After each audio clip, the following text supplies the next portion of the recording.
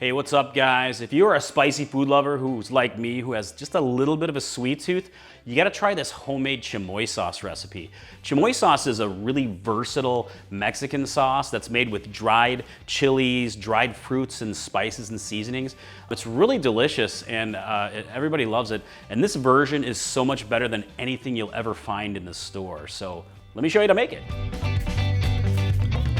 All right, let's make some chamoy, my friends. It really is a combination of dried chilies, dried fruits, and seasonings. So my recipe is, I have a half a cup of dried apricot into a pan, and a quarter cup of dried prunes. Whew, almost got away.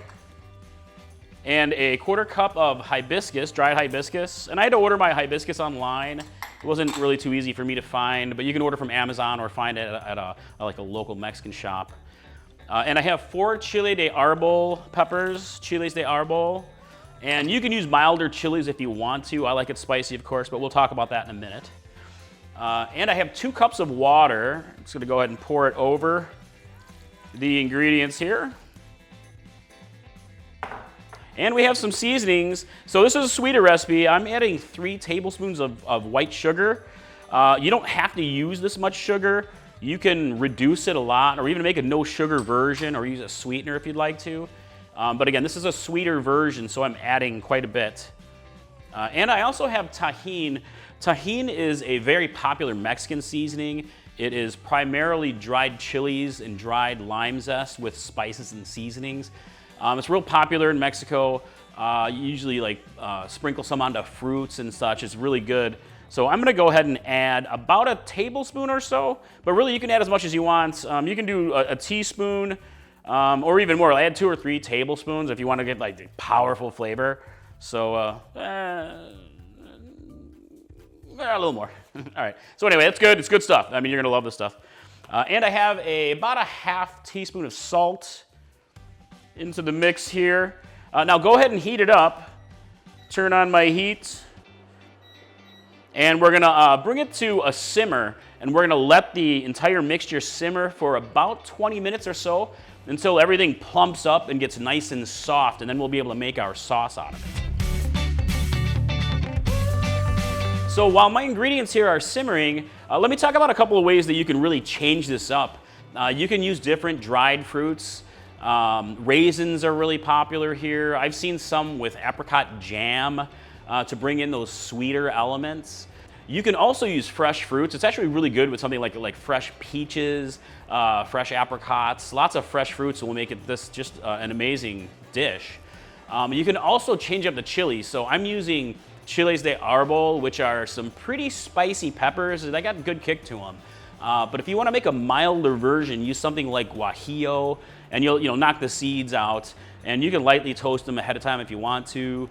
Try it with ancho chilies, or try it with like a mixture of chilies until you come up with a combination that really suits your personal preference.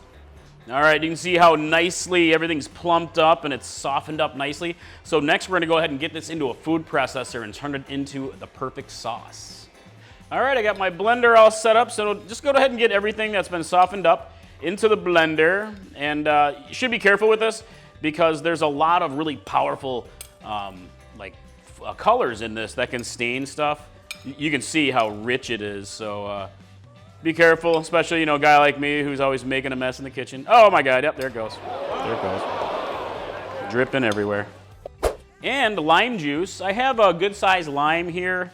And really, it's one of those lime juice to taste. You're gonna add some nice acidity to this dish. So go ahead and squeeze it into the food processor. This is a nice juicy lime, yes. I like it limey. And go ahead and process it up until it's got a nice consistent sauce here. Seriously, this stuff is like, it hits every single part of your taste bud. It's sweet, it's spicy, it's salty, it's savory, it's sour, it's fruity. It's just outstanding. You're gonna love this stuff. So, all right, look at that. Mine's right now it's nice and thick. And what you can do, you can even take a look at it right here. Oh man, look at it. It's almost like a jam, like a nice jam consistency. And you can add more water at this point and you can thin it out a little bit, or you can go ahead and strain it, get rid of all that extra little pulp in there, and make it much more saucy. But sometimes I like to serve it this way, depending on really how you're gonna serve it and how you're going to enjoy it. All right, let me get this all moved over to a jar for keeping. And hey, let's talk about uses for chamoy. There's a lot of different ways. This is a super versatile sauce, as I said. It's super popular with fruit, so you can serve it as like a dip, or you can serve it as like just spoon it over the fruit. That way it really shines that way. It's just fantastic. You can spoon it over ice cream and it's really delicious that way. It's actually a super important component to a Mexican drink called the mangonada or mangonada, which is pureed mango, like iced mango, with layers of chamoy sauce layered through it. And that is so good. I really need to make that for you guys. I think you would love that one. It's also really popular served with street foods. I personally love it on grilled meats. It's just a great way, great as a glaze for something like grilled fish or shrimp or chicken or pork. Just adds a whole different layer of complexity to your dish, something you normally wouldn't have. And also me and Patty really love it as like a morning spread in place of jam or jelly.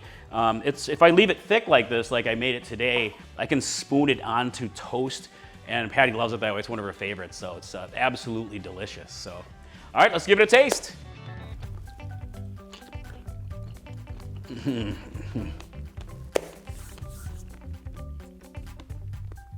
Seriously, it is so good on fresh fruit. You guys are gonna love this. Homemade chamoy sauce, my friends. I'd really love to hear what you think in the comments below, and I'd love to hear how you're gonna serve yours. So up next is, if you're looking for stuff on the sweet side, you gotta try my cranberry jalapeno jelly recipe, delicious, or you gotta try my candied jalapenos. Everybody loves them, so. All right, see you in the kitchen next time, bye.